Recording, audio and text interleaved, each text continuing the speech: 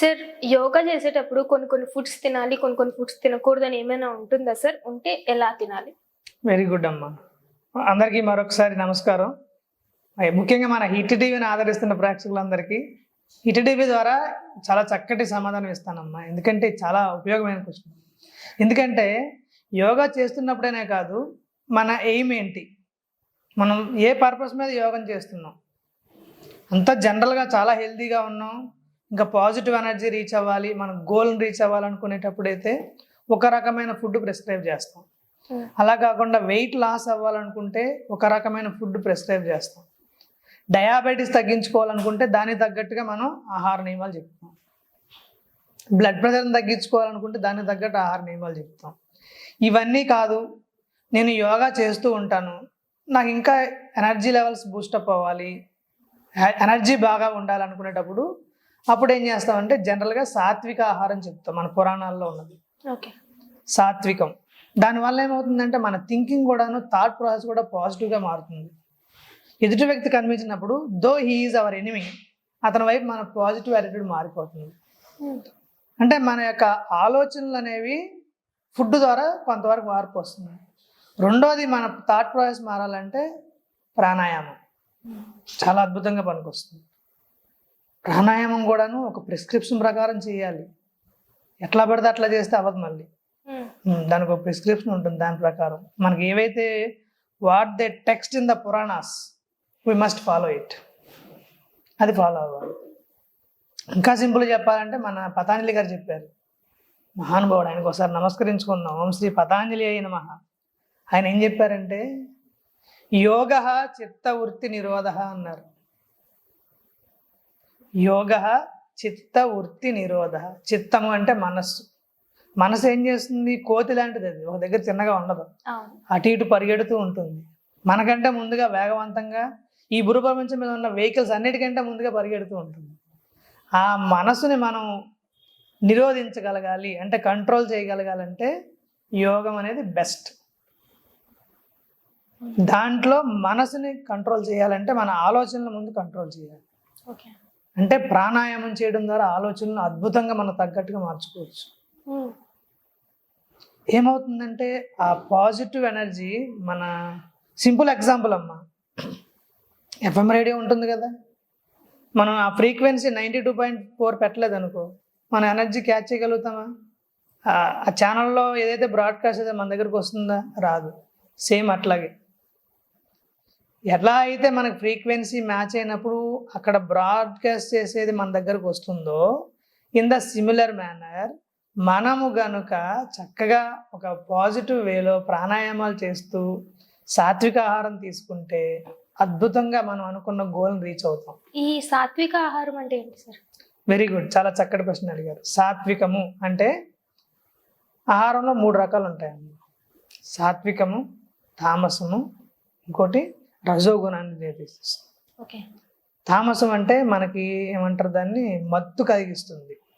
అది తిన్నప్పుడు డ్రౌజీగా ఉంటాం, ఈ రోజంతా డ్రౌజీగా ఉంది అంటూ ఉంటారు. అది అంటే ఫెర్మెంట్ అయిన ఫుడ్ తామసం అంటే. రజోగుణం అంటే అది తిన్నప్పుడు ఏమవుతుందంటే లైక్ స్పైసీ ఫుడ్, మసాలాలన్నీ యాడ్ అవుతూ ఉంటాయి. దానివల్ల ఏమవుతుందంటే మనలో మనసు కంట్రోల్లో ఉండదు, కోరికలు పెరిగిపోతూ ఉంటాయి. వీటిని నియంత్రించుకోవాలంటే సాత్వికం అంటే అమృతాహారం. అంటే ఇట్లా గ్రీనరీగా ఉన్న లీఫీ కర్రీస్, వెజిటేబుల్స్, ఫ్రూట్స్, మొలకెత్తిన స్ప్రౌట్స్, ఇవన్నీ సాత్వికంలోకి వస్తాయి. వీటితో పాటుగా మనం ఇంట్లో వండుకున్న ఆహారం కూడా సాత్వికంలోకి వస్తుంది. చాలా మంది వెజిటేరియన్స్ ఏమంటారంటే మేము ప్యూర్ వెజిటేరియన్స్ అండి, అయినా మాకు ఇలా వచ్చేసింది, గ్యాస్ట్రిక్ వచ్చేసింది, మాకు ఇలా అయిపోయింది అంటారు. అక్కడ వెజిటేరియన్ నాన్ వెజిటేరియన్ పాయింట్ కాదు, తిన్న ఆహారం సాత్వికమా తామసమా అది చూసుకోవాలి, అది ఇంపార్టెంట్. సో వాళ్ళు తినే ఆహారం బట్టే ఉంటుంది. సరే, ఈ ఆకుకూరలో కూడా కొంతమంది కొంచెం స్పైసీగా చేసుకోవడం, లేదా పచ్చిమిరపకాయలు, ఎండుమిరపకాయలు వేసుకోవడం వల్ల సో మీరన్న గ్యాస్ట్రిక్ ప్రాబ్లమ్స్ వచ్చే ఛాన్స్ ఉంటాయా? ఉంటుందండి. అంటే ఒకటి, ఇప్పుడు నా బాడీ అనాటమీ ఒకలా ఉంటుంది, మీది ఒకలా ఉంటుంది. అంటే ఎవ్రీవన్ ఈజ్ యూనిక్.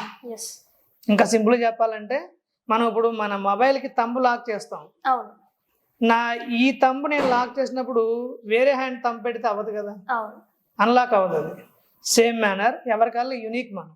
ఓకే. కాబట్టి నా అనాటమీకి తగ్గట్టుగా నాకు ఏ ఫుడ్ పడుతుందో ఏ ఫుడ్ పడదో మనం చెప్పగలం.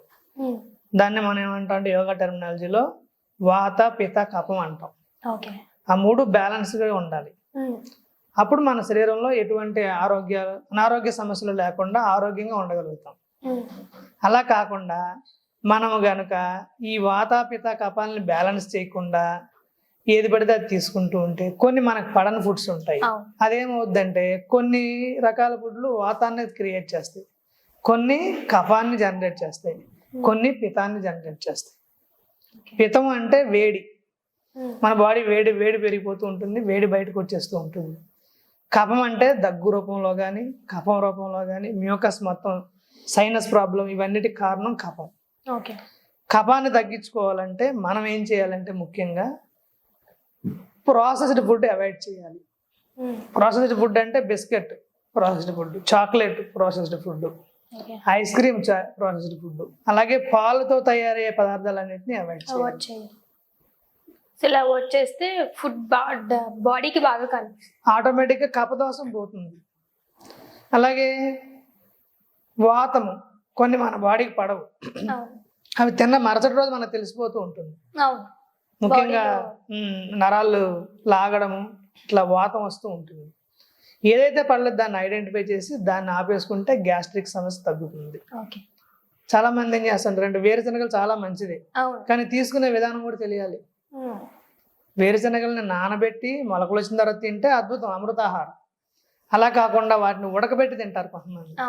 ఉడకబెట్టి తింటే అది ఉడకబెట్టే ముందు నానబెడితే మంచిది, లేదంటే దట్ జనరేట్స్ ద గ్యాస్. ఆ విధంగా గ్యాస్ జనరేట్ అయ్యి గ్యాస్ట్రిక్ పట్టేస్తే మొన్న మధ్య మాకు తెలిసిన ఒక ఆయన అది హార్ట్ అటాక్ అనుకుని కోమాలోకి వెళ్ళిపోయాడు. ఆయన పడిపోయి ఆ ముందు రోజు ఏం చేసిందంటే అలా ఆవిడ పాపం చక్కగా వేరుశనగలు ఉడకబెట్టి ఇచ్చింది. బాగున్నాయి కదా టేస్టీగా తినేసాడు ఆయన. ఒక గంట తర్వాత గ్యాస్ట్రిక్ జనరేట్ అయింది, వెనకాల నుంచి పట్టేసింది. ఇలాగా చాలా ఇబ్బంది అయిపోయింది. హాస్పిటల్ అడ్మిట్ అయ్యారు, హార్ట్ పెయిన్ అనుకో అన్ని చెకప్లు చేశారు. చివరికి చూస్తే తెలిసింది ఏంటంటే గ్యాస్ట్రిక్.